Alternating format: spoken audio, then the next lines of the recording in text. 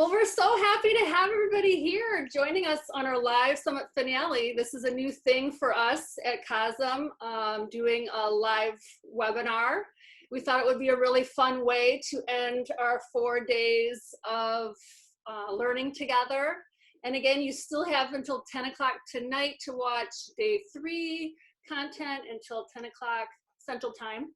Tomorrow night to finish watching day 4. And then of course, everything's available in our Mindful Learning Center. You can access it all year long if you'd like to purchase that and join us together throughout the year. And we add learning content almost every month. For instance, like Linda with Peace of Mind, she's one of our panelists tonight.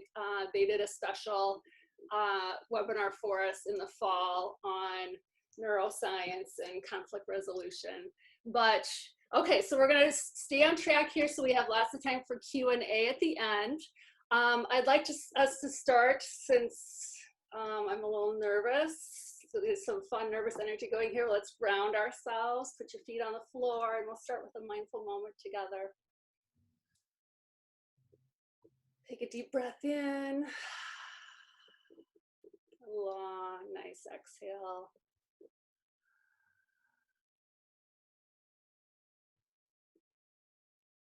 Few more regulating breaths. Each time we exhale, try to find one more little hidden micro muscle that might have a little extra tension in it that you can soothe with your breath.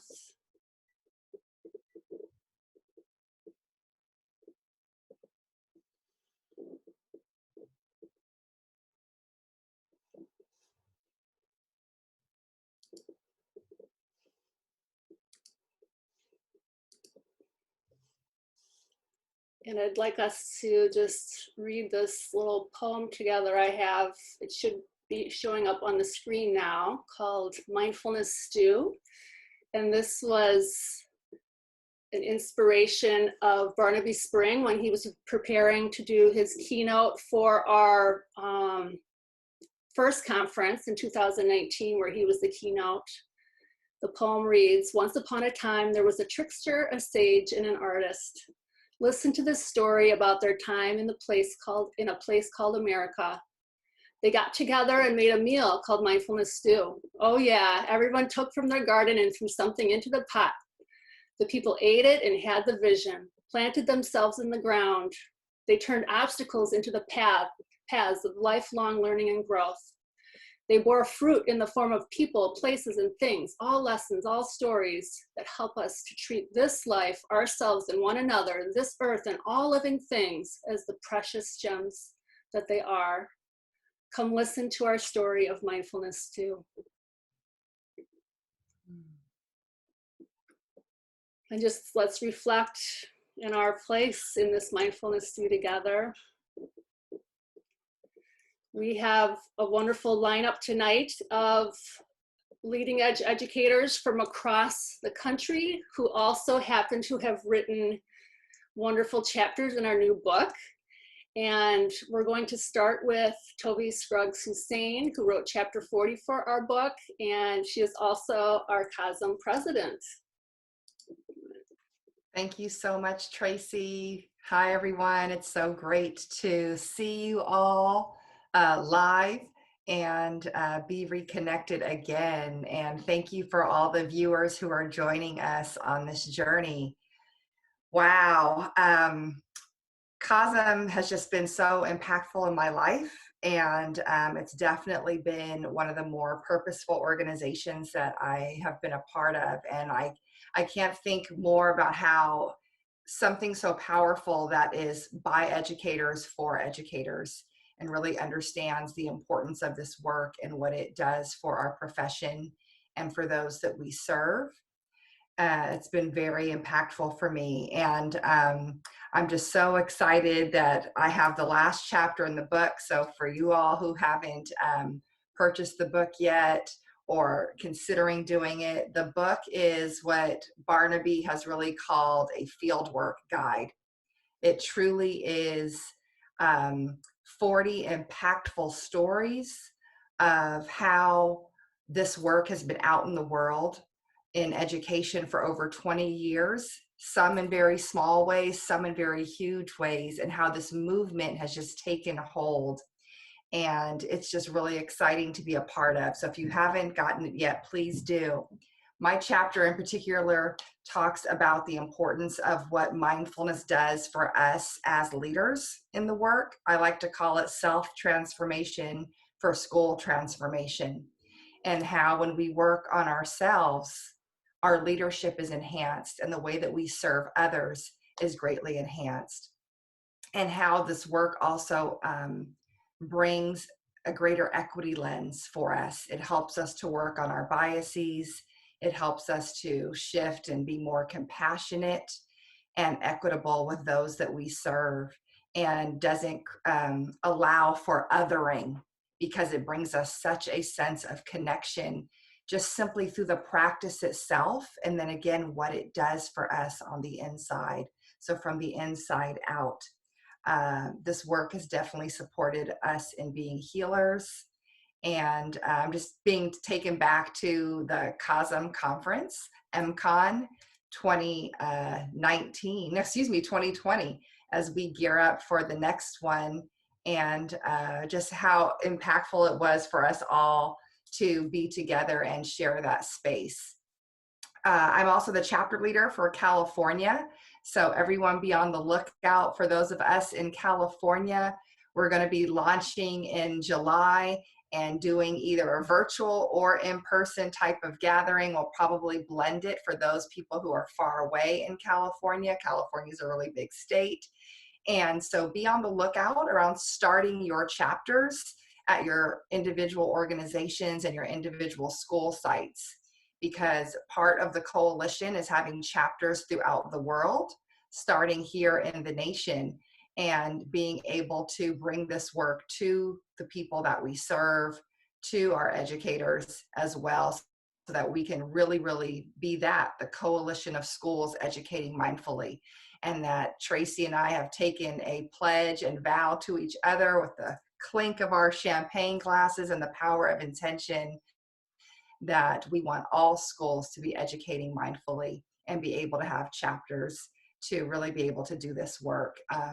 The other blessing that I'd like to add, and then I will relinquish my time and pass it on to someone else to continue to ignite us, is that this is work that is not expensive.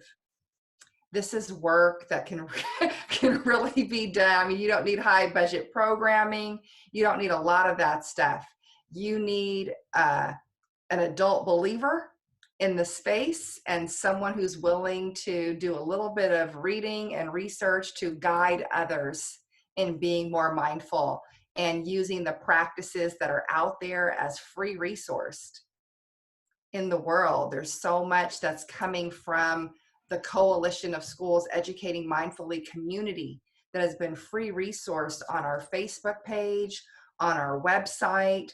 We have people like James Butler, who is doing 2-minute centering videos a day. If all you did was open every single class you taught, every single meeting you had with those 2 minutes, you are educating mindfully, folks. So this is not hard to do.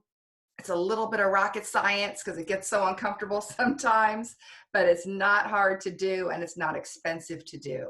It's been designed to do with your body, and you are always in your body and with yourself. So please go out and do this for us all.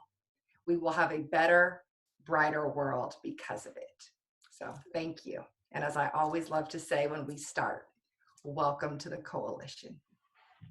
Thank you, Tovi. Snap, snap, snap, snap, snap. Thank you, thank you.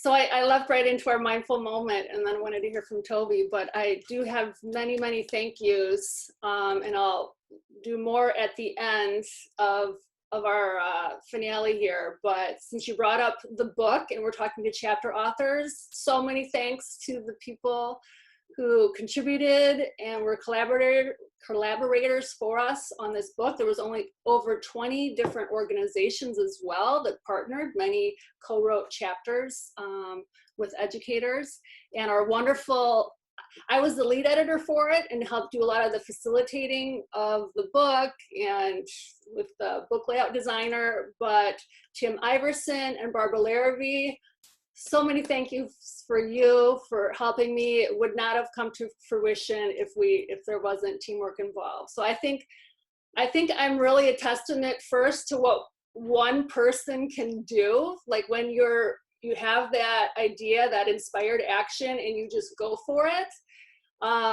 even though you're scared, right? Brene Brown, daring greatly, but also the power of a coalition and coming together, and how impactful that would be. Because obviously the ideas and one person facilitating, it's still these fabulous summits and conferences and books and everything wouldn't happen without everybody.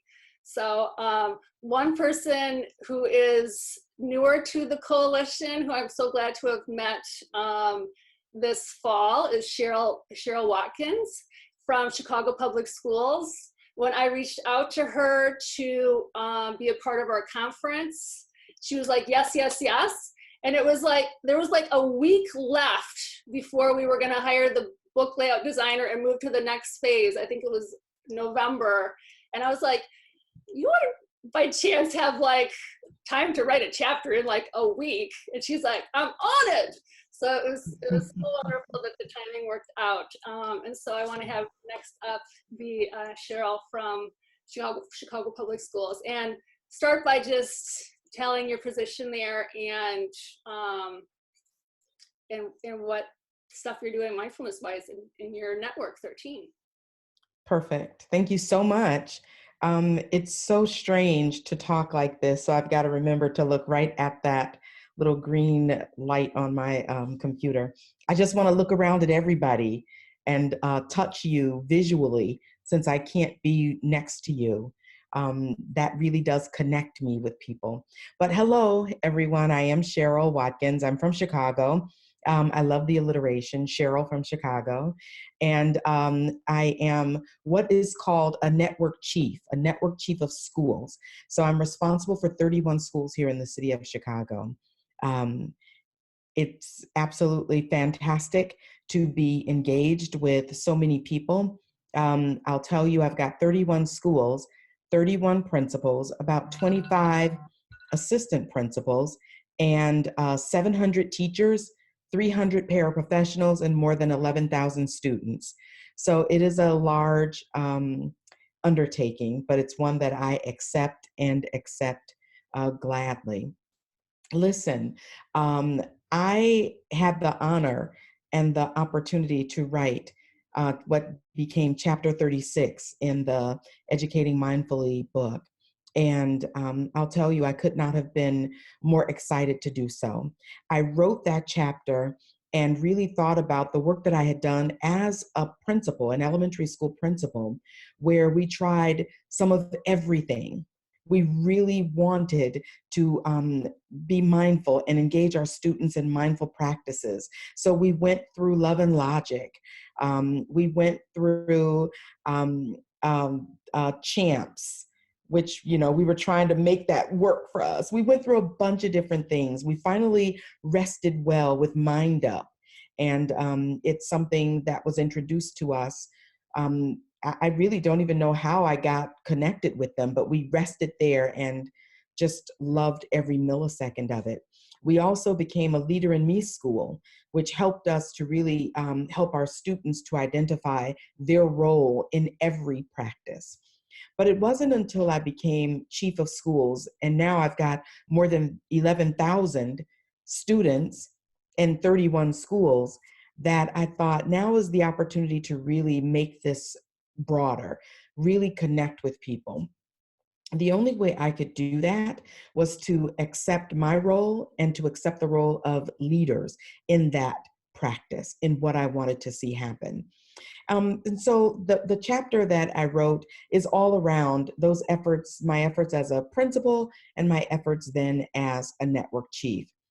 That was then, this is now. If I were asked to write that chapter right now, it'd be different.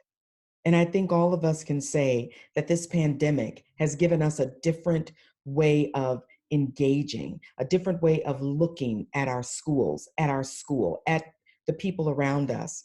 And I'll tell you that if I had the opportunity to write it now, I would anchor myself in chapter 40, in Tovi's chapter, where if we don't own it, if we don't practice it, if we don't believe it, no one around us is going to embrace it. And we absolutely need that. So I would tell you that right now, while I'm doing my check-ins with my principals, we anchor every meeting, every virtual session with, how are you? No, really, how are you? We really want to know. So we give them different opportunities and different actions to engage in so that we can do that check-in. Last week, I want to tell you that we found different images of Smurfs and put those up. Which Smurf are you today? Are you feisty Smurf? Are you happy Smurf? Are you brainy Smurf? Whatever we can do, we do it. We used hearts. Give us a red heart. Give us an orange heart. Give us a green heart. Tell us how you're feeling. I'm okay. I'm not okay. I'm struggling with something. And then we use kimochis, the images of kimochis. And you guys, I know, probably know what kimochis are. Choose the kimochi that best describes you. But in addition to that, so that was at the beginning. At the end of every check-in, we do some self-care.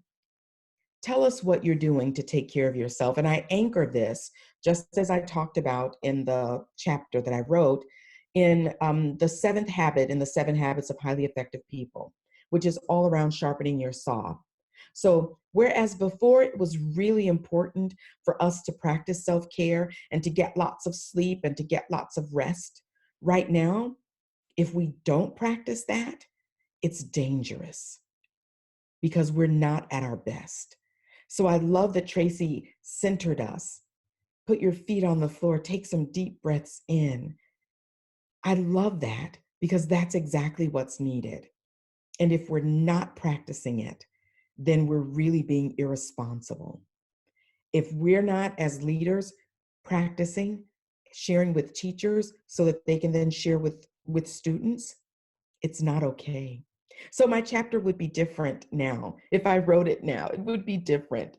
It would still embrace all those things that we've tried, all the wonderful new things that I learned at the COSEM conference, which I'd never been to before, which absolutely blew me away from the first word I heard spoken from Tovi, and then from first from Tracy and then from Tovi. It blew me away. It changed me. It really did. I was there with my SEL specialist, and we just couldn't stop talking about it. We've brought it back over and over and over again to the schools. We're even having our own mindfulness leader for every school. We are just severely and significantly impacted by that COSEM conference. And so again, it was my honor. It's my pleasure to join you all this evening. And again, it won't be the same. We won't ever be the same. So thank you so much. Thank you, Cheryl. Okay, this brings me to our chat box here. So please share if you feel inspired by what you're hearing, any thoughts that come to mind. Also, any questions that you have. So as if Cheryl talked about something and you have a question that you want to know a little bit more on how they do a certain mindfulness practice or with their leaders, be thinking of those, because we'll have a Q&A at the end at about 8 o'clock. We'll start the Q&A.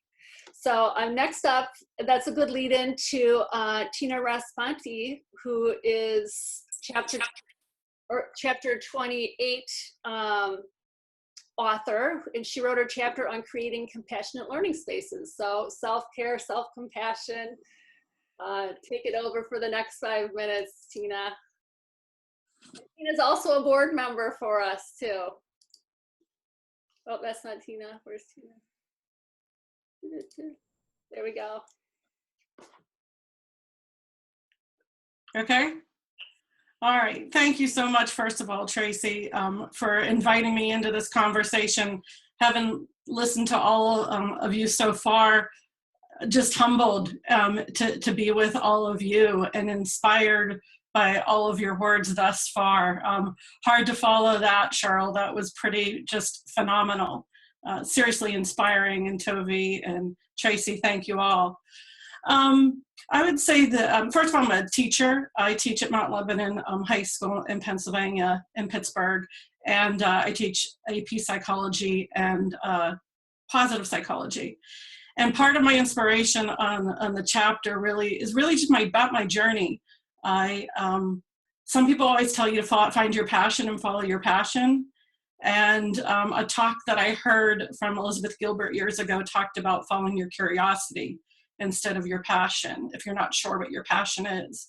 And so that's kind of been my compass. And over the past years of wanting to continue to learn, I remember when I first attended Wisdom 2.0 in 2014, lots of reasons not to go, but I was curious and I wanted to learn and I wanted to read. And so, you know, what I share is really just my personal journey of learning and how that helped me both personally, how mindfulness practices have impacted me personally and professionally within my learning and what you know, hopefully we've been able to share within my district.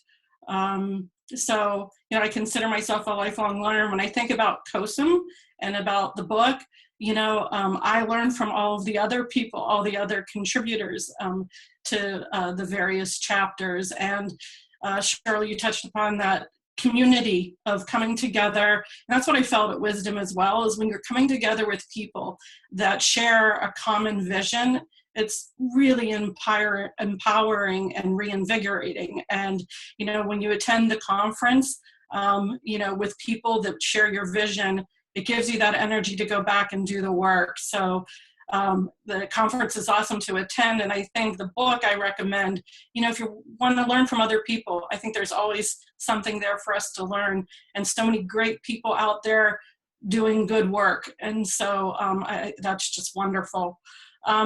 Here in Pittsburgh, you know, I think I'm going to just kind of, you know, in my school, I use mindfulness with my students. In my classes, we actually created a mind den, we call it, but it's a mindfulness and yoga room in the school that kids can use at different parts of the day. We just opened it this year. Unfortunately, we didn't have too many months in the space just yet. But once we went into, you know, school from home, my superintendent was giving daily messages from our mindfulness room and leading our students to some practices. You know, just in this last minute or two, personally, what I'd add is that I have found that now more than ever that my mindfulness practices have really helped me personally coping through this time that we're in. And when I think about what I've tried to share with my students is how like those tools have helped me and maybe can help them. I teach all seniors. And so those seniors are grieving, you know, a lot of losses that they hope for. And so I think there's a lot of different types of grief that are happening around, you know, the world, whether it's people that are losing people or, you know, losses of things that people might have wished for. And I've really found that compassion for myself and how I'm coping with various amounts of grief in my life and those techniques, and hopefully that the compassion then that I have for my students and what they're going through. And some of the things that like I think about, I didn't mention, but I'm also a facilitator for CARE with Create for Education. And a lot of the tools that we talk about in all of these different spaces, like going outside and going for a walk and getting in nature or journaling or, you know, your gratitude and things. Those things have been really helpful for me, and I've tried to use them instead of the traditional classwork, homework. I'm asking my kids to engage in some of those things. This past Friday, their assignment was inspired by Dina Simmons out of Yale. She gives a lot of great teaching tips every day right now, but she suggested to have the kids do a chore. And so I had my kids send me a picture of chores that they did around the house and then talk about helping others. So those are just some of the different ways that, like, things that I try to do and share with my students as well. So hopefully it'll be helpful. Thanks, guys. Thank you, Tina. This is going wonderfully, and we have now 46 participants on. We're about halfway through our panelists, and then we're going to have time to ask them questions. So I thought of my own question I have for Tina already. So if you have a question, put it in the chat box, and then our board member Maria is going to compile those, copy and paste them out of there, so that we can easily ask some questions of our panelists when we get done. So our next Ignite talk is from Linda Ryden. She's a peace teacher in Washington, D.C., and has also created the curriculum Peace of Mind. And I want her to share some of the things that are happening in Washington, D.C. that are new this year. All right, go ahead. Okay, thanks, Tracy. This is really a pretty amazing experience. I'm so excited to be here and so grateful to have been asked to speak. As Tracy said, I'm the co-director. I'm the founder of Peace of Mind with the amazing Cheryl Cole-Dodwell, who is our executive director. And we formed Peace of Mind as a nonprofit to help to bring mindfulness-based social emotional learning and conflict resolution to schools in DC. And we've written 5 volumes of curricula for that purpose. And the curriculum is being used in a lot of schools in DC and all around the country now, which is really heartening. My main job, though, is a teacher. I am the full-time peace teacher at Lafayette Elementary School here in Washington, which is the biggest public elementary school. And I can tell you what I used to do, and then I can tell you what I'm doing now. I used to teach 45-minute classes every week to 700 kids. And the classes were a combination of mindfulness and social emotional learning and conflict resolution and neuroscience. And I very much enjoyed seeing all those kids every day. What I'm doing now is trying to teach all those kids through a computer. And it's not fun and not very rewarding, but I am trying very hard to keep a connection. So what I'm doing now is teaching 15-minute classes to any of the kids who are able to find me and show up. There's a ton of academic expectations for the kids, and I'm pretty, so it's hard for them to find time for anything else. But I've been very happy that so many kids have shown up to just have a little bit of mindfulness. So I've also been making videos every week for my students. I made videos about worry and how we can use our mindfulness skills to deal with worry. I've made videos about gratitude and the negativity bias, about mindful listening, mindful eating, all that stuff. And we've, as part of Peace of Mind's new mission to deal with our new reality, we've been making all those videos available on our website for free. So we're hoping that parents and teachers will be able to use the videos to bring mindfulness to their students who may already know about it, but maybe they don't know about it yet, or schools that we were in talks with about adapting our curriculum are now using the videos. So we're trying to figure out, how to change and be nimble in this confusing and unprecedented time. But I'm hoping that my experience of being in the classroom teaching mindfulness for almost 16 years will convey in some way at this point. The message that I've been trying to send to my students and to myself is to find a way to replace worry with love. And we're trying to use our metacognition skills to notice when we're worrying, and then see if we can change the channel on that and turn the channel to love, to gratitude, to compassion, to finding ways of helping other people. And I think that's really been resonating with my students. And it's something that I'm working on, reminding myself about every day. Because, you know, there are no experts right now. Like, nobody knows how to do what we're doing. And so we have to, this is what's so wonderful, Tracy, about this organization, about COSEM, is that this is one of the only opportunities for educators to learn from each other. And you know, you can often hear from the big name mindfulness people, but to be able to hear from a teacher in a school and share that with another teacher in another school, and we can all learn from each other. Like, we need that now more than we've ever needed it, because nobody knows how to do this. So I'm trying to share what I've been learning from my time in the classroom, and I'm learning from other people as well. So I'm just so grateful for this opportunity. I'm so grateful to you, Tracy. You're just such an amazing person, and Tovi, all the panelists are so wonderful. And I hope if you're out there and you haven't gotten a chance to go to one of these conferences, you should definitely go. Super fun, totally worth it. So thank you so much. Thanks, Linda. Awesome. All right, and I want to also mention that Linda has written several articles for Washington Post regarding like the love to worry, and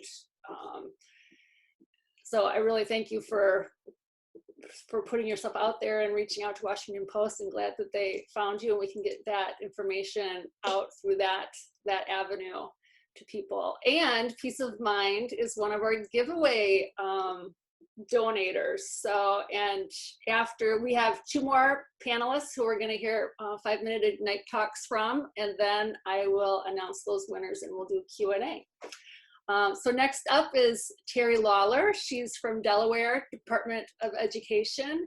And I actually learned about Teri through Pure Edge, because I reached out to a lot of the organizations who are doing mindfulness, who have, like, Pure Edge has a free mindfulness curriculum on their website, and then they also help school communities bring mindfulness and yoga to their schools. And they connected me with Teri, and they're doing really cool things in Delaware, creating a trauma-informed state. So let's hear from Teri next, a little bit about that. All right. Thank you. Look, great to be here with everybody. Great to meet everybody. My name is Teri Lawler, and I'm the Education Associate for Trauma-Informed Practices and Social and Emotional Learning. And was super thrilled to be included in the book, but super intimidated. So I had to use my mindfulness practices just to participate. I will tell you, I probably came to this kicking and screaming a little bit more than some of the other panelists. If you have read chapter 38, you'll know that my mindfulness journey really was birthed out of pain. My school community was failing. At the time, I was a school psychologist and had been for many years. And in addition to that, we were plagued with lots of community violence. Our students had participated or we were piloting a trauma-focused cognitive behavior therapy program, and many of our students who reported intense challenges in their home lives and adversity in their communities didn't qualify to participate. And what we discovered through that was the numbing and dissociation that takes place in the brain when you are flooded with negative emotion. And we would, you know, I think at times educators will tease that students are wired differently, but what we really discovered was that our students were wired differently. And there were some things that were taking place that had truly changed their brains and their processing of information. And so through that, I was desperate for change in my schools. Concurrently though, suffered a personal illness, and then lots of negative things happening in my own life and family, and realized that I was doing some of the very same kinds of dissociating numbing in some respects that my students were experiencing. And out of the mouths of babes, it was an observation from my daughter that reminded me that I had lost my ability to show expression on my face. And if you can imagine, I mean, it's hard for me to even talk about it because at the time, I think I had just put myself on autopilot like so many of us do. We work and work and work, but we're working wounded. We are working and pouring from empty wells in a lot of respects. And I really, through a process of giving myself permission to breathe, move, and rest, that I was able to reconnect to my body and get better handle on my life and my work. And so it was through sharing that with my students. And it was very simple. Just the more I learned, the more eager I was to share. And sharing it with our students, and years down the road, realizing that we could, even in spite of what was going on outside of the school, create a safe and supportive environment within the school community that could buffer and mediate what was happening outside. We started forming relationships with our students. And as a psychologist, my feeling was, you know what, everything that we value, we need to measure. And so we started measuring those relationships very simply, just identifying who we had strong relationships with and who felt that they had strong relationships with us, and using that information to inform the ways that we interacted with students, but also finding better ways to support students. And so that's where the work started. Within a few years, the data caught up. And so we really saw reductions in our out-of-school suspensions. We had better relationships with community members, and it allowed us to share some of what we were learning throughout the state. And so when our governor signed Executive Order 24 to make Delaware a trauma-informed state, October 2018, many of us knew that just by signing it, it doesn't make it so. So we needed to put some traction behind that signature.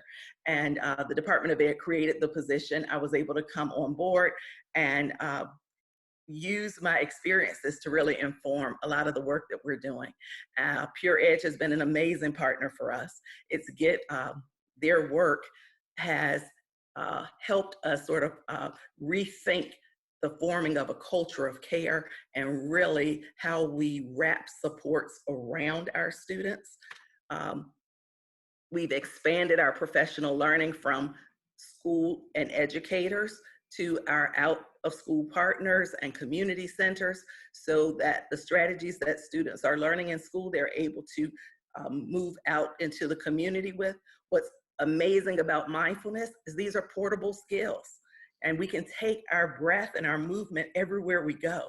And so just to watch and see the potential for problem solving and coping skill development has really just been exciting.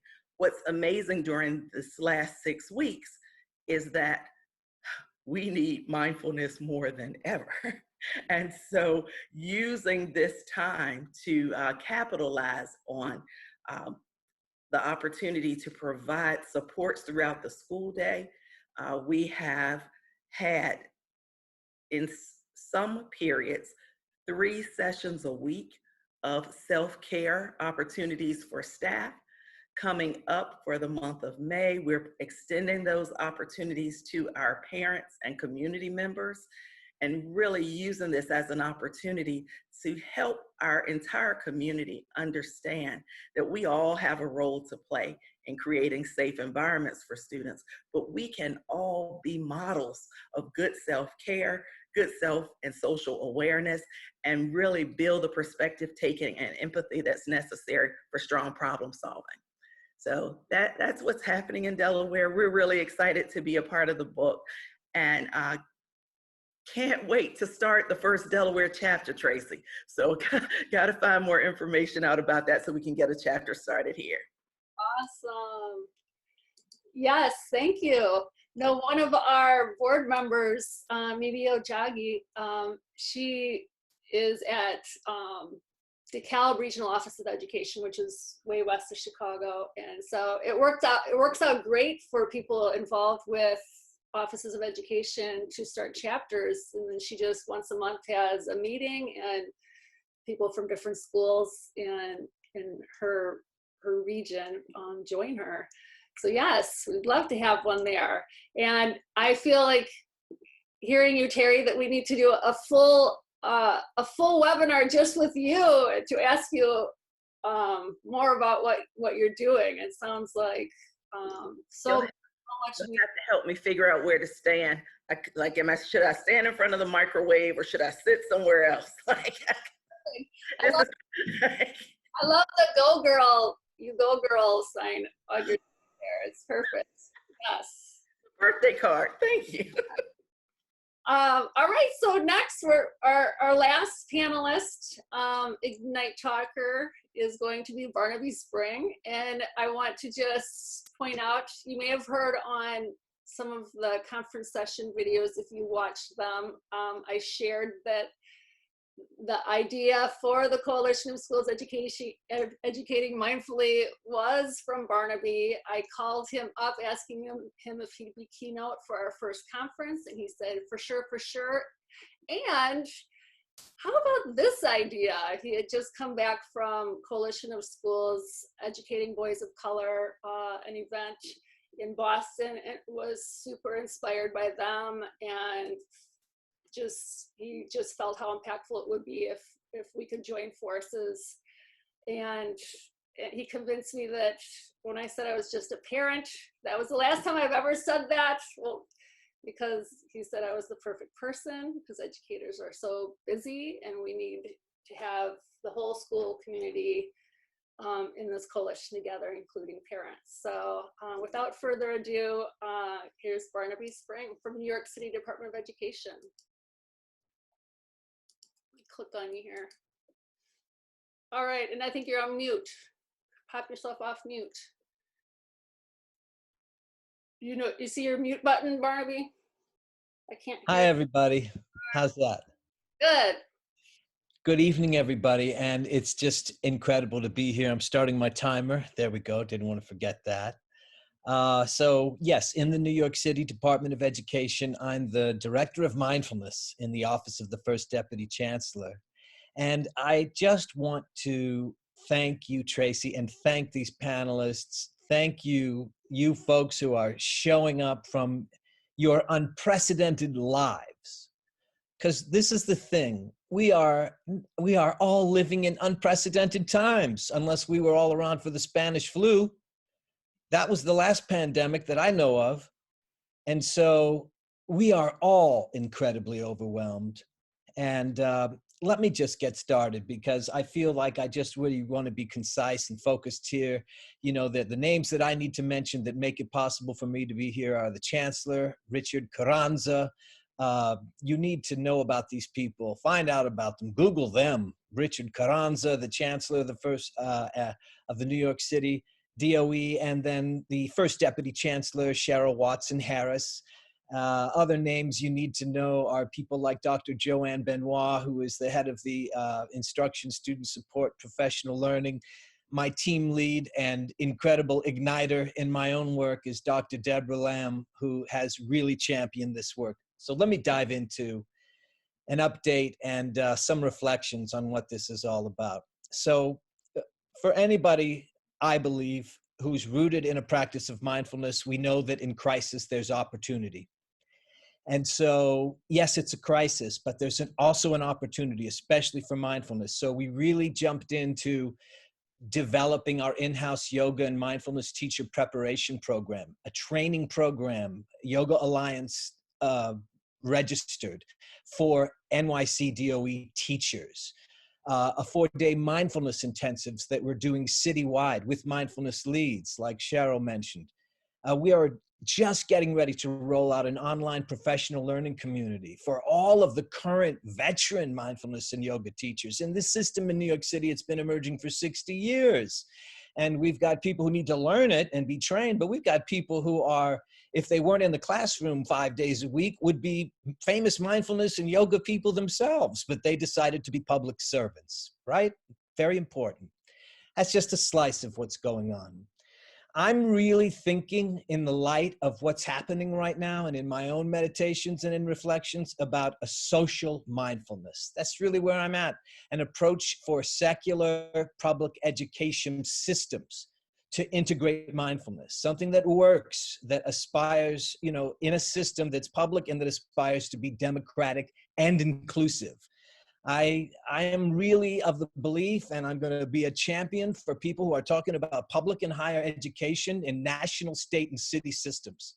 These are complex and vast systems in this country, but that place, education, as it stands today in this country, is still the best option to ensure a kind of neutral ground, as neutral as possible, to invite and facilitate the kind of discourse and discussion and debate, the presentations, the sharing of best and most promising practices, as well as to accommodate the emerging and, listen, sometimes very contentious voices that can drown out the other voices that aren't part of the dominant chorus, right?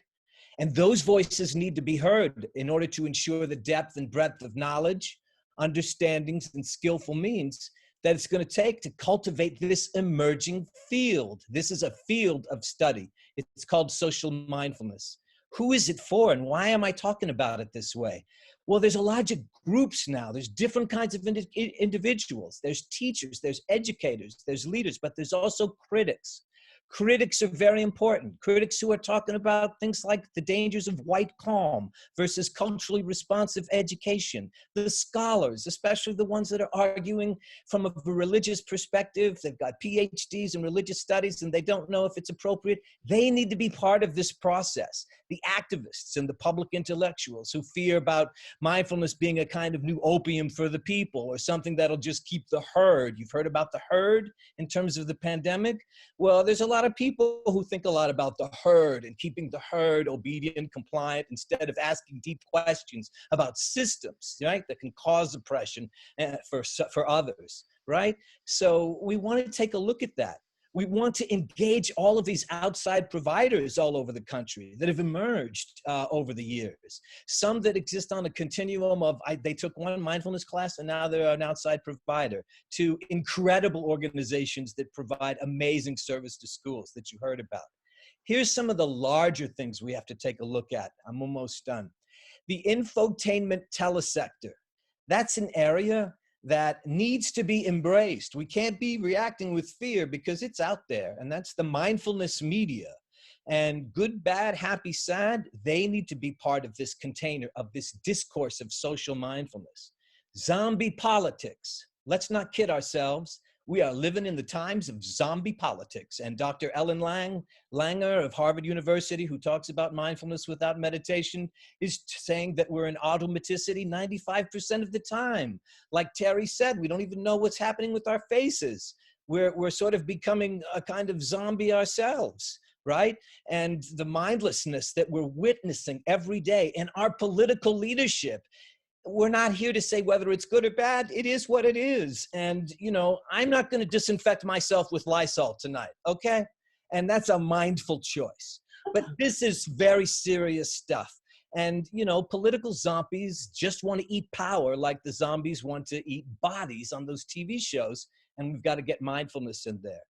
Casino capitalism, big one, big one. The habitual tendencies of the wealthy few, right, who want to gamble with the lives of the herd in ways that are all about profit and nothing about convincing me, you know, it's all or nothing. And it convinces me, by the way, that COVID-19 is far less about a virus than it is about addictive habits of the casino capitalists, the neoliberals who run riot, creating economic charnel grounds. And I say that based upon conversations with Jeffrey Sachs, who's an economics professor from Columbia University. So I'm not making this stuff up. We also need to invite the wisdom traditions and the religions who say mindfulness belongs to them. We gotta get them. We gotta have a conversation, not just 30-minute meetings and bullet point meetings where we're concise and take notes, but don't really talk about anything that matters. We need to expose ourselves. We need to see our own weaknesses and cracks, just like this COVID virus is showing this nation its own weakness and its cracks. The other group we need to bring are the scientists, the researchers, the neuroscientists, the brain. We need to start talking about the brain. It's a real thing. Everybody has one. And mindfulness has a serious impact on that. This interdependent reality of human systems, corporate systems, but a planet-based ecosystem. Last, we need to hear the voices and stories of our students, teachers, educational leaders, and families. Those are the people I work for. I told you, Tracy, to start this because I'm a public servant. I want to work for families, for parents, right? They need to be partnered with, and we have to look at the data of student outcomes, and we have to see how the professional resilience is happening. And in order to do that, we need to ensure a space, a container for all of these different stakeholders to come in so that our existing education spaces are public and rooted in higher education and public education, and that they are the best opportunity we have for facilitating and nurturing democratic, and I'm going to say it, non-racist societies. That's the work. That's where my head is at. So, I've been thinking a lot in this COVID crisis. Thank you very much. Thanks, Barnaby. Okay, let's all take a deep breath. We've got lots of work to do. And I had a little inspiration while feeling the momentum building in your voice. So we have a new series that Tovi started called Equity-Based Conversations. I think maybe we need a Barnaby series called Discourses in Social Mindfulness, where it's like how they have the actors round table? Like, we just need to, bring in some different voices and have them sit at a table with Barnaby. That just came to me. We'll see. But okay, so I was originally going to have Tovi do a closing next and then do the giveaway winners. But I think, Tovi, I'm going to have you be at the very end after the Q&A, and then we can have a mindful closing practice and reflection with Tovi. But before we announce the giveaway winners, first, thanks to all the panelists. You get a 5-minute break here while I go through a few things I want to make sure to say during this special time together before we announce the giveaway winners. So first of all, with our book, this whole summit idea kind of came from us deciding to independently publish our book. We had reached out to some publishers, one that we heard back from. They were asking us like what we were going to do to help promote the book. And I was just like, this, and this.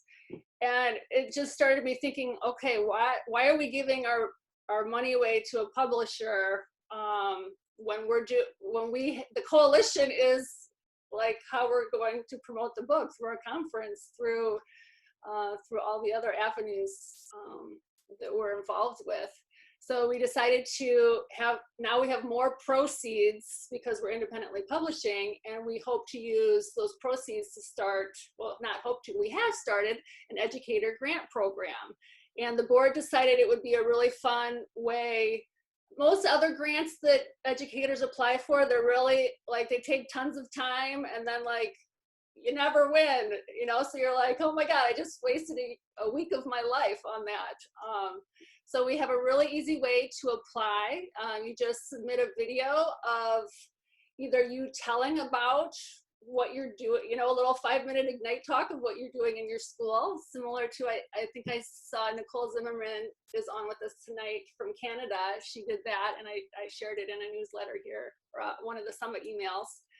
principal in Canada. Or else you could, during these times, you could just share, maybe you do a 2-minute mindfulness practice and you're sharing that with your district. You can share that as your submittal, or do a little tour of your mindfulness space, just as creative as you want. And it doesn't have to be polished, because what we hope to do is just select randomly from people who submit.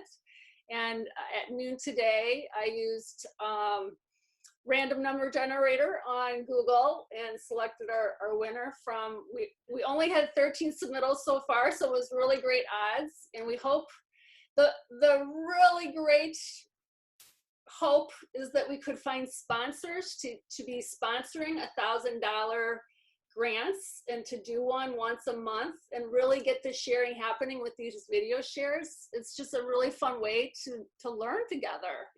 And so either book proceeds, so get the word out about our book, write a review after you purchase the book. That will really, really help us out. And so we hope to have those proceeds, a big portion go straight back to educators and also to our chapter activities. So we already have 28 states represented with chapters. Most of them are just getting started. So it might be like Sheila in South Dakota. So if you can imagine, there's not, a lot of school districts close together in South Dakota the way they are in Chicago. So she's starting with her own district, and as she attends conferences, she's a school counselor, she's just slowly meeting people and slowly growing mindfulness and connecting people within her state. And eventually she might do some online chapter meetings. They have a lot of the chapters have Facebook group pages where they can connect that way. So it's really not a lot of guidelines of what the chapters need to be, because each state and area is so different. It's really just, we're seeking passionate educators. You don't have to be experts. You just have to have a passion for connecting people in your area, and find out what then those people, what their needs are. And it might just be reading a book together and using an app to do a book chat. It can be sort of as simple as that. So without further ado, now that I've kind of said where the $1,000 educator resource grant is coming from, and that $1,000 can be used, we're not giving cash to the educators. What it is, we'll work with the winner to find out, like, if they're wanting to do a training, if they're wanting to have books for a book study, if they're wanting to have cushions and fun furniture or baskets for their mindfulness space. We'll work with them on and find out what they're most needing with the $1,000, and either like they can make a wish list on Amazon, or last year we did a different type of grant, and the person chose to do a care training during the summer. And so it's kind of unlimited ideas for how the educators can use that money. So I'm going to do a screen share here and just go quickly through our giveaway winners first. And I'll share these tomorrow in a newsletter as well. Let's see here. There it is, I think. There. Is everybody seeing it says giveaway winners on the top? No. Hold on, I gotta hit share first. How about now?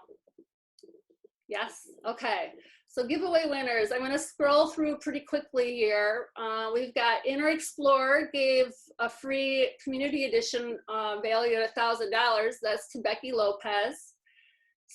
Sheba Aberg is winning Stress Teens 10-week online training. April Mears won Stress Teens 4-week online training. Rich Santiago won Still Quiet Places mindfulness session. Jackie Johnston won Yoga for Classrooms self-paced online course. Sophie, I don't know her last name, but there's the start of her email address. She won a set of books and activity cards from Yoga for Classrooms. Victoria Schaefer won the Peace of Mind curriculum series. Carrie, I don't know her last name, but there's her email address, part of it. Won the online Move Mindfully Foundation training. Jennifer Correa won the SEL Everyday Online course, free access for that course. Kathy Paget won a course for a mindfulness, preschool mindfulness teacher training course. And then we have 10 winners of digital magazine subscriptions through Mindful.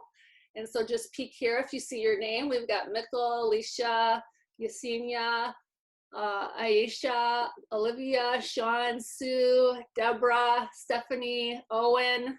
And again, we'll be reaching out to these people this week to let them know that they're winners and coordinate that. The book basket by New Harbinger is Susan Lee Torrey. And then the Jabu Mind virtual e-basket with an ebook and a yoga class is Sandra Fields. And then our big winner, the recipient of our first Educator Resource Grant is Stephanie Harris from Lake Orion Community Schools in Michigan. So I didn't want to spend too much time on that because I'll be contacting the winners. But so yay, clap, clap, clap, clap, clap, clap. All right, let me stop the screen share here.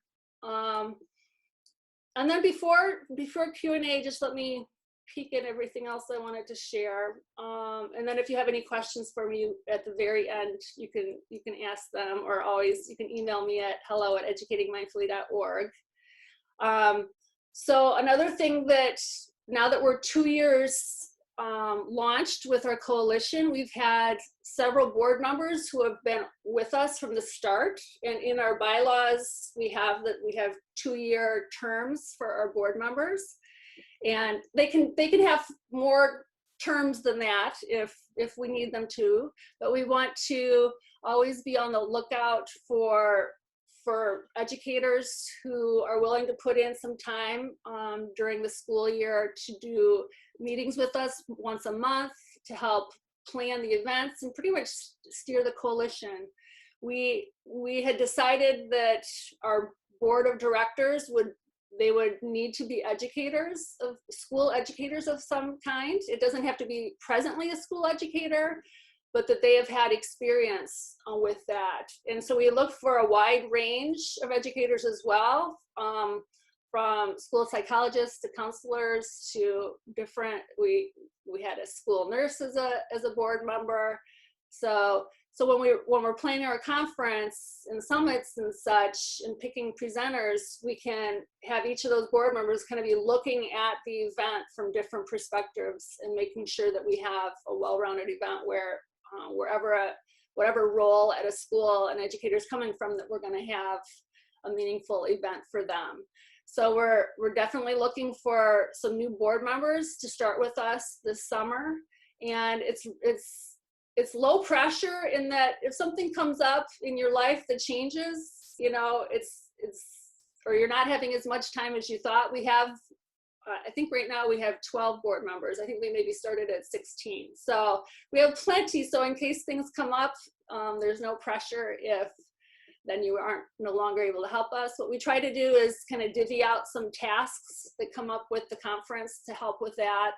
Like whether it's our scholarship program, like Michelle reaches out to them when I'm busy doing other things, that she can be coordinating, letting people know, hey, yes, you have a scholarship to our conference, here's the code to use and such like that. So the other thing, in our last board meeting, we decided that February 6th through the 9th would be our next in-person conference. And this was all right around the time where COVID we were learning about, and we didn't quite know how long, we still don't know, right? So that is totally up in the air still. We haven't signed any contract at the venue. If we do it again, we're gonna do it in person at the Westin though. And so we'll probably wait till this fall to decide whether it'll be in person or not. But I think either way, it will be a conference, whether it's virtual or in person. So this summer, actually in one of the next newsletters and on our website, be on the lookout for a call for conference session proposals. So if an event's virtual, then you would record your session and you could be involved with us in one of those ways. All right, I think that's the main things. And if I've forgotten anything, Tovi or Michelle or Tina, let me know and we'll cover it at the end. But I'm gonna ask Maria next if she's kind of been peeking at the chat box for some questions that have come up. So Maria, I'm gonna click on you and maybe you can pick somebody to go first if there was a question you saw that looks like a good one to start with. So I have a question from Todd. He says that we are just starting to develop a mindfulness environment in my high needs elementary school. We are starting in our BLT, I'm not sure what that stands for, is by adding a mindfulness SEL position to our SIP plan. Other than reaching out to people and reading, what can I do? Do you have any suggestions on what I can do now from home? We are currently looking for ways to support our staff. Thanks for your suggestions. I think, Linda, would you start with this one and then I'll see if someone else wants to chime in? Well, I think this is a great opportunity to not follow the rules. It's a great opportunity to just start doing things, and because the need is really urgent. And so I think that, you know, in regular school time, that you have to go through jump through a lot of hoops to get a program started. But it could be that right now, if you really want to start a mindfulness program in your school, like I would just start teaching mindfulness in some way. And, you know, we have our free resources, Peer Edge has their free resources. Maybe just start offering those to teachers to share and really encouraging teachers to do it. I mean, it's kind of the Wild West out here in teaching right now. And so it's a great opportunity to just start doing it and not ask permission. I think that would be my suggestion. That's kind of the way I've been operating the whole time. Thanks, Linda. Anybody else want to chime in on that question? Linda was really spot on with that. And it just takes me back to 1994 when I started meditating with my 9th grade English and health classes. You just start. And now it's a great time to not be following the rules because the rules are no longer applicable. And connection and our wellness is first and foremost right now. In healing the 6 to 7 weeks of the rewiring of our brains and bodies that has taken such a stressful toll on us, this practice helps to rewire differently and undo some of that and mitigate the effects. And so the sooner that we're using practices that Linda has shared and Tina and Cheryl in terms of how are we starting to open a space and how are we closing out being together in the space. We need to be opening and closing with connection. So connection, content, connection. To really be soothing and create, I mean, that's how you create healing spaces. It's not about, you know, did we do a ritual? Did we light some sage? Any of that. What are we doing to create a connection where people can breathe into each other and know that it's safe to sometimes get teary-eyed over this, to be able to share how they're really feeling. So I would just really begin with connection in mind on both ends and how are we holding an energetic connection with each other and being supportive. Now is a great time to not only be trying it on and experiencing it, but starting to shine the light that this will be the new way for us. That's how climate and culture gets reorganized and created. This is a nice way for me to bring up our Wellness Team and Administrator Academy, which has been approved by Illinois School Board of Education. We had a federal grant to design it, and basically Tovi, our past president, Matt Dwar, who's a well-being coordinator, and we have several other school leaders who have brought mindfulness into their schools in different ways. It's basically 6 hours of instruction that we recorded at our conference in February, and then we do 2 90-minute mentoring sessions. So that's a great way, like, you bring up the specifics of where you are right now with bringing mindfulness to your schools, and then we help you create an implementation plan to expand it.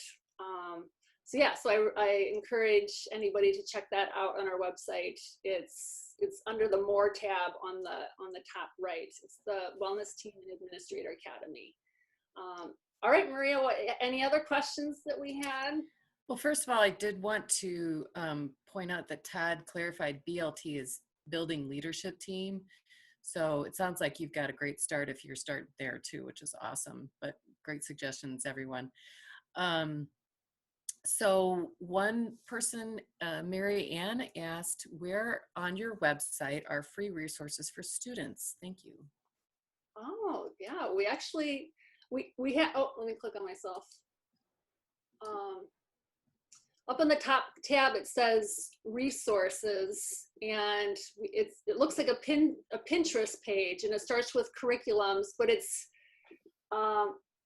Maria, did he say for, like, are we teen students or just students in general? Just students in general. Yeah. So I would say start there, because there's a wide variety for different ages, and some of them are teen resources, like Inward Bound has teen retreats, or there's apps that are specifically for teens that are on there, and books that are specifically for teens. So we have it kind of broken up between programs and curriculums, and at the bottom we have books for educators and then books for students. And it is in its infancy. I had started building it, and then we have all these other ideas, and so I got pulled away from it. So we are looking for an intern to help us grow that page. But we really do. It's pretty comprehensive what we have right now, but it's definitely not including everything. All right. Any other questions?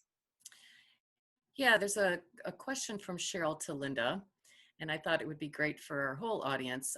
Linda, I'm so curious about your role. What exactly does a peace teacher do? How do you engage students in this type of content? Is there a role for your students to take ownership during the class, either online or in person? I think this is fantastic. Yeah, so I sort of became the peace teacher because that's what my students started to call me. And I was teaching conflict resolution originally, and then brought in mindfulness and neuroscience when I realized that you can't do conflict resolution when you're in fight or flight mode. And so I needed to find a way for my students to learn how to regulate. And they started calling my classes peace classes, and they started calling me the peace teacher, which is like the greatest title ever for me. So what it looks like at my school is that I'm like one of the specials teachers. So we have art class, we have music class, we have gym class, and we have peace class. And all of the students go to all of those classes every week. And so I have a 45-minute class. I teach first graders through fifth graders. And one of my colleagues, Jillian Diesner, teaches the pre-K and kindergarten classes. And it's wonderful because I get to work with the same children for 5 years. And so we get deep into mindfulness. I mean, my fifth graders are into some really deep practice and finding ways to really apply their mindfulness practice to the world. And so we're, in third and fourth grade, we learned about metacognition and how to sort of recognize your thoughts and apply that to issues and problems like worrying. But now, as with the older kids, we're applying that metacognition to racism and to sexism and to recognizing gender stereotypes and figuring out, like, why do I think this when I see a person who looks like that, and why is that my reaction, and how can I change that if that's not really how I feel? So like, we're having this opportunity to work so intensively with kids, as it's just amazing to see what the kids can do. And I think the question asked, the person asking the question asked about kids taking ownership. We have, my 5th graders are mindful mentors, and they go out in pairs, and they go out to all the other classes twice a week, and they lead mindful moments. And I have like 150, I think, 5th graders, and 85 of them signed up to be mindful mentors. So I mean, they love this. They love bringing the practice to their classmates. And now that they're home, they're bringing this practice to their parents. And I see, when I teach my classes, and I don't know what's going on behind the kids when they're sitting in front of the computer, but every once in a while I see a parent kind of stick their head in and go, what is going on? And then they stay, and they want to learn too. And so I think it gives the kids a feeling that they can do something now, that they can help in an important way by sharing, how to do 4 square breathing, or take 5 breathing, or compassion practices, or things like that. So so I mean, there's a lot more to my role at the school, but that's basically what being a peace teacher is like. Thanks for asking. Thanks, Linda. Do we have any other questions, Maria? The only other question was asking if this recording will be available. Yes. So yeah, we're recording it right now, and then I'll put it to Vimeo, and then I'll probably put it out onto YouTube so that people can really free it. It's also going to be on Facebook. It'll be on the timeline of Facebook. I'm assuming that Facebook's going, so we'll see. Oh, wait. And I just, in general, and the panelists have been keeping up with a lot of questions, which is just awesome. But there's a lot of gratitude out there to all the panelists and Tracy. And so I just wanted to make sure I mentioned that too. And I see Stacy's raising her hand. I don't know. I'm not familiar with Zoom enough to know how we can have. Stacy, do you want to share in the chat box if you have a question? And we'll see it there. And we'll do about 5 more minutes of questions. Maybe some panelists have questions for each other, and then we'll have Tovi close with a mindful moment and reflection. Tracy? Yeah. Sorry, one of the questions I saw was, and I think it sort of resonated out to me, was how does that look on remote learning? I don't know if I can't find it now, but I think I forgot to mention that, yeah, we've got to figure out how to do this online. The good news is that a lot of people were starting to do remote learning online long before this happened. There's a lot of models out there, and I'll just say this, initially in the DOE, we were using Zoom, but we had to move away from Zoom. People were Zoom bombing onto Zoom, and it was like not a good situation. So we're creating an online digital platform to support all of our educators using mindfulness or yoga in the classroom or in the school community. And this is like the perfect time to get folks out of silos, we have 1,800 schools. We've got people who don't even know what other people are doing. So we're setting this up through Microsoft Teams, where you can have a team with channels and breakout rooms, and people can really start to do work within. I also got to mention, just because I see your name, we've got a principal in the DOE who's getting ready to open a school for mindful inquiry. Ursula Coffer. I see Ursula's online. And this is coming. Come on. We gotta start. We've got to develop awareness. And we've got to start.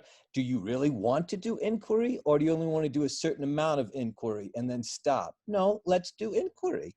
And let's give our students agency to do that inquiry for themselves and their communities. Thanks. Thanks, Barnaby. Does Anything else come up for any panelists that they want a few minutes? Or Maria, do you have another question? I don't have any questions right now. I myself am just very grateful to be a part of this group, and this has been a great summit, Tracy. Nice job. Thank you, Maria. Home run again, Miss Tracy. Maria and I will be going on some bike rides this summer. She's the treasurer, so we have to make sure to have plenty of treasurer meetings. Yes, we do. All right. Well, I think we'll go to Tovi then, and we can then not have to rush through our reflection at the end. Okay, sounds good.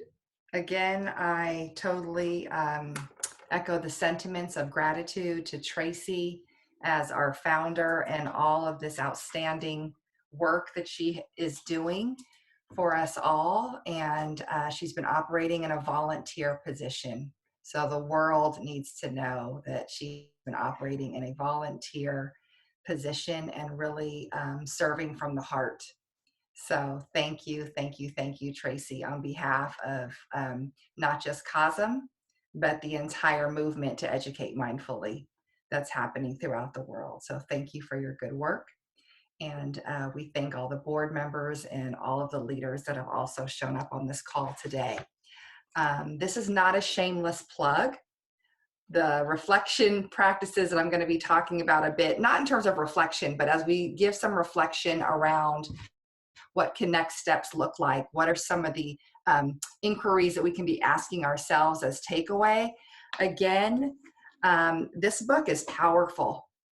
It is literally an entry point of over 40 plus stories and leaders and educators who have brought mindfulness into schools throughout the nation and into families' lives and children's lives and teachers' lives, students' lives.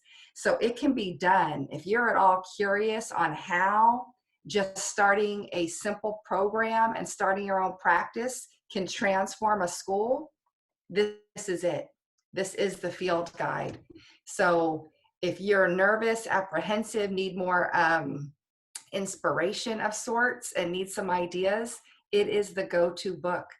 Okay, it's not going to be about one program. It's not going to be about one, this is how to do it. Over 40 stories in here of this is how it can be done. Not only this is how it can be done, this is how it's getting done. All right, this book is for the movement. This book is for the coalition.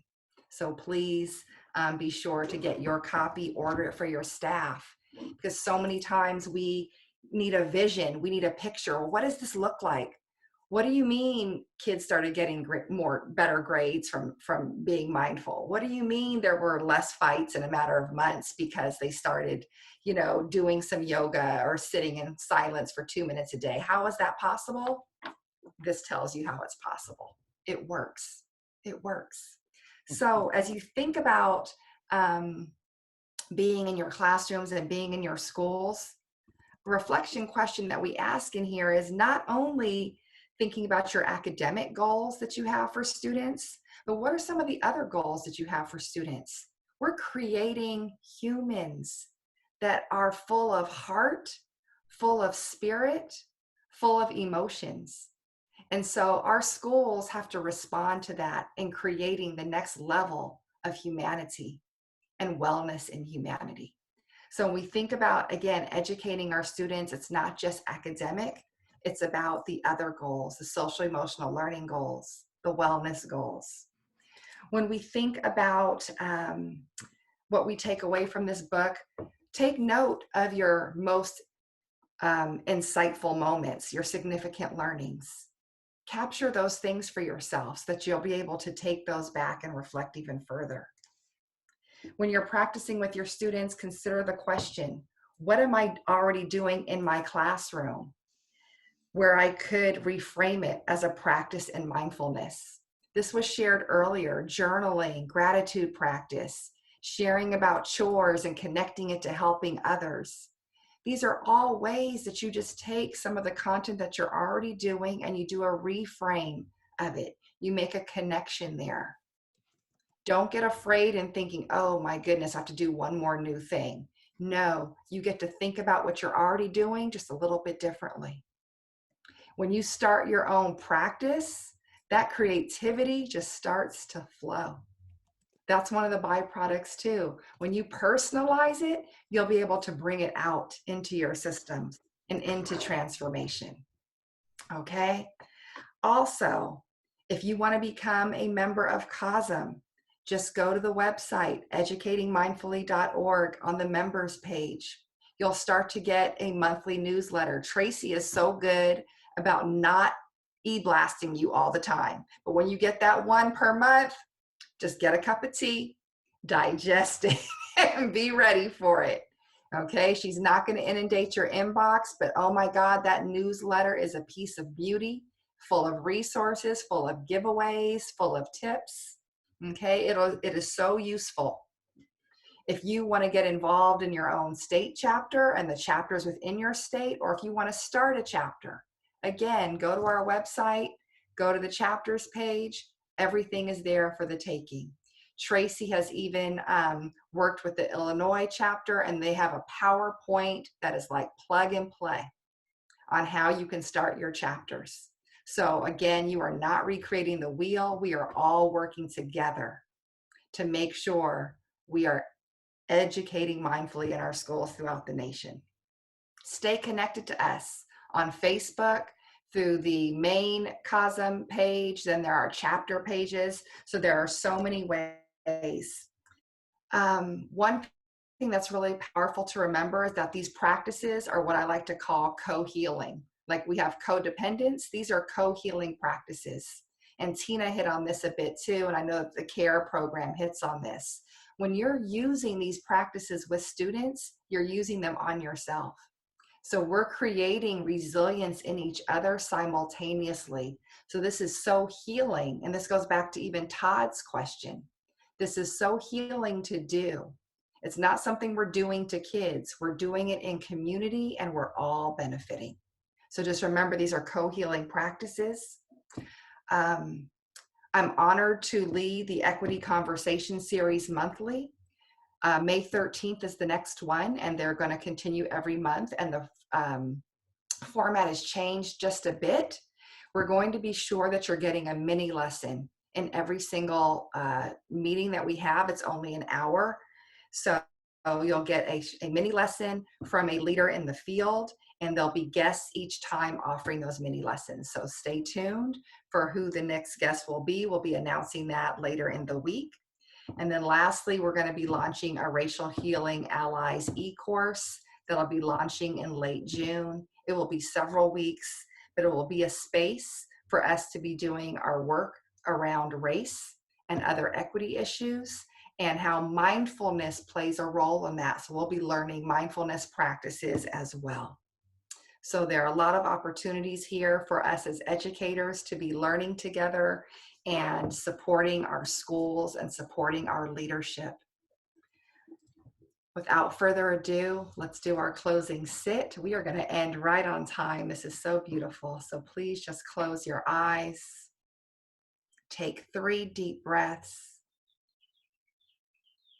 And maybe bring a slight smile to your face if you feel inclined to do that in this moment. And the gratitude and appreciation of what it is that we are a part of, what it is that we are creating, and how we are leading in this creation. And as our eyes are closed, I share this short poem that was said at COSEM. May the light of our healing, your flame meeting ours, our flame meeting yours, may it bring peace. May these flames renew the places that we share and strengthen the light that is shining within us all and through us all. Thank you for being a part of the coalition.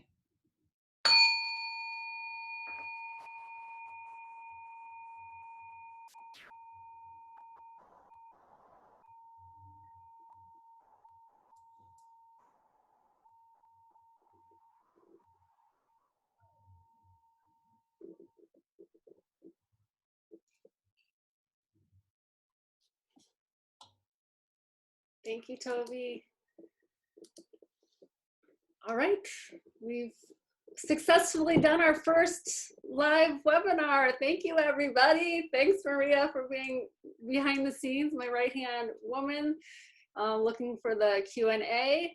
Some of the stuff Tovi brought up, more details will be in those wonderful newsletters that I'll be getting out to everybody starting tomorrow. I'll send one out that'll have the YouTube link to this one. And then later in the week, I'll send another one out about the upcoming May events and like the guest speaker that will be with the equity conversation this month. And then as soon as Tovi, and she's working with 2 other educators on the Racial Healing Allies e-course, as soon as we have more details on that, we'll get that to you. So we don't quite have that yet. All right, thanks everybody.